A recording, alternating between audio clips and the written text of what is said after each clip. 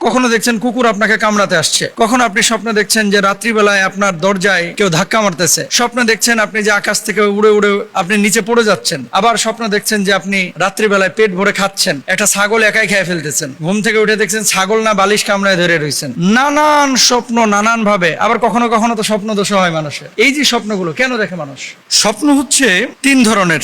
আল্লাহ সুবহানাহু ওয়া তাআলা এই স্বপ্নগুলো তিনি দেখান, কিন্তু কিছু কিছু স্বপ্ন আছে যেটা সরাসরি আল্লাহর পক্ষ থেকে, কিছু স্বপ্ন আছে যেগুলো আল্লাহর পক্ষ থেকে, মানে আল্লাহ সুবহানাহু ওয়া তাআলা বিশেষ সুসংবাদের জন্য দেখান না, এটাকে হাদিসুন নাস বলা হয়, কল্পনা প্রসূত স্বপ্ন মানুষ দেখে থাকে। আর তিন নাম্বার হচ্ছে কিছু স্বপ্ন মানুষ শয়তানের পক্ষ থেকে দেখে থাকে। এক নাম্বার এমন স্বপ্ন যা আপনার কল্পনা থেকে আসে, এটাকে আরবিতে বলা হয় হাদিসুন নাফস। এটা আপনার কল্পনা শক্তি থেকে আসে। সারাদিন আপনি পালসার হুন্ডা নিয়ে ভাবতেছেন, সারাদিন আপনি রেঞ্জ রোভার অথবা আপনি লাম্বরগিনি নিয়ে ভাবতেছেন, সারাক্ষণ আপনার ধ্যান জ্ঞান খালি হুন্ডা নিয়ে, ধ্যান জ্ঞান একটা মেয়ে নিয়ে, ধ্যান জ্ঞান একটা গাড়ি নিয়ে। আপনি ঘুমিয়েছেন, দেখবেন কল্পনায় ওটা চলে এসেছে এবং স্বপ্নে আপনি ওটা দেখছেন যে আপনি চালাচ্ছেন। এরকমই তো অনেক সময় হয়, মানে যেটা আপনি সারাদিন বেশি ভাবেন এটা কিন্তু মানুষ স্বপ্নের মধ্যে দেখে। তো এই ধরনের স্বপ্নগুলো সাধারণত ঘুম থেকে যখন আপনি উঠবেন দেখবেন অনেক সময় মনে থাকে না, কেন দেখলেন, কি কারণে দেখলেন, এগুলো নিয়ে খুব বেশি ফিকির করবেন না, চিন্তা করবেন না, মাথা ঘামাবেন না। নাম্বার ওয়ান তো হাদিসুন নাফস, যেটা কল্পনা প্রসূত, যেটা মানুষ দেখে সারাদিন, যেটা ভাবে সে সেটা দেখে, এটা নিয়ে চিন্তার কারণ নাই। দুই নাম্বার স্বপ্ন হচ্ছে আল হলুম। হলুম হচ্ছে অশুভ স্বপ্ন, যাকে আমরা দুঃস্বপ্ন বলে থাকি। এটা শয়তানের পক্ষ থেকে হয়ে থাকে, অনেক সময় বজ্জিনের আসরের কারণে হয়ে থাকে, অনেক সময় শয়তানের ওয়াসওয়াসার কারণে হয়ে থাকে। এই অশুভ স্বপ্নগুলো আপনাকে অনেক সময় কষ্ট দিতে চায়, জ্বালাতন করতে চায়, আপনাকে অস্থির বা ডিপ্রেশনে নিয়ে যেতে চায়। এরকম যদি হয়ে থাকে, রাসূল সাল্লাল্লাহু আলাইহি ওয়াসাল্লাম বলছেন দুঃস্বপ্ন যখন তুমি দেখবা তখন কাউকে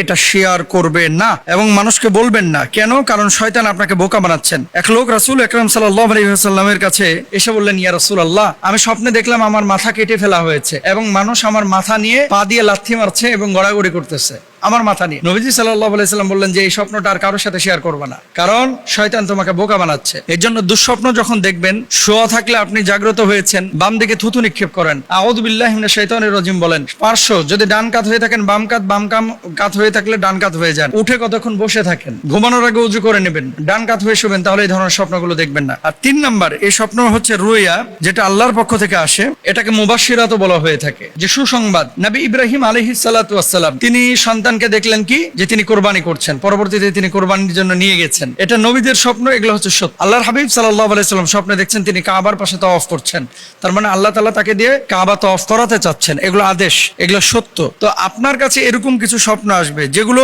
সরাসরি স্পষ্ট কোনো ঘটনা, যেই ঘটনাগুলো আপনাকে আল্লাহ তাআলা দেখাচ্ছেন যে হয়তো বা এই কাজটা তুমি করো। এর মানে এই না যে আপনার সন্তানকে আপনি দেখছেন কোরবানি করছেন, আপনি জবাই করে ফেলেন, নাউযুবিল্লাহ, এগুলো কিন্তু না, এগুলো না। আপনার স্বপ্ন এগুলো সত্য না, হয়তো আল্লাহ তাআলা একটা বোঝাচ্ছেন, আপনি বুঝছেন আর একটা। কখনো কখনো সাংকেতিক কিছু বিষয় আপনার কাছে আসবে। ইউসুফ আলাইহিস সালাতু ওয়াস সালাম স্বপ্নে দেখেছিলেন চিকন শেষ, তারপরে হচ্ছে স্বপ্নে দেখেছিলেন মোটা গাভী, স্বপ্নে দেখেছিলেন গাছের পাতা, এগুলো দিয়ে বোঝানো হয়েছিল 1 বছরের পানি, 1 বছরের শস্য।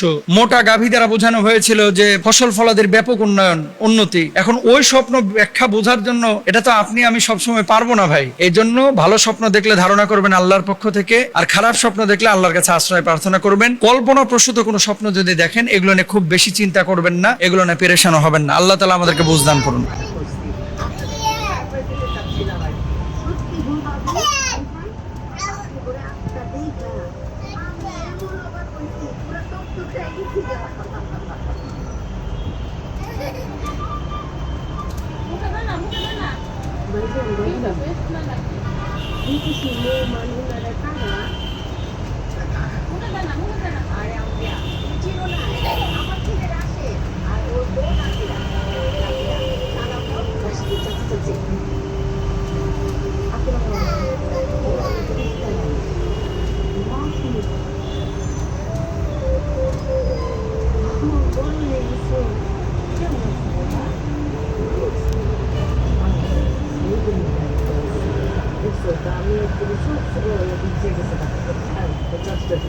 আমার রাস্তা লাগছে আছে, আপনার শারীরিক কোনো ময়লা আছে, সব প্লিজ আপনার শারীরিক কখনো নিয়ে করবেন। আরে গ্রামে ধুলা মানে যদি চোখের মুখে না লাগে কেমন বলবো, ওদের চোখের মুখে কিচ্ছু হয় না, বরং যা চলেছে ধ্বংস হয়ে যাবে।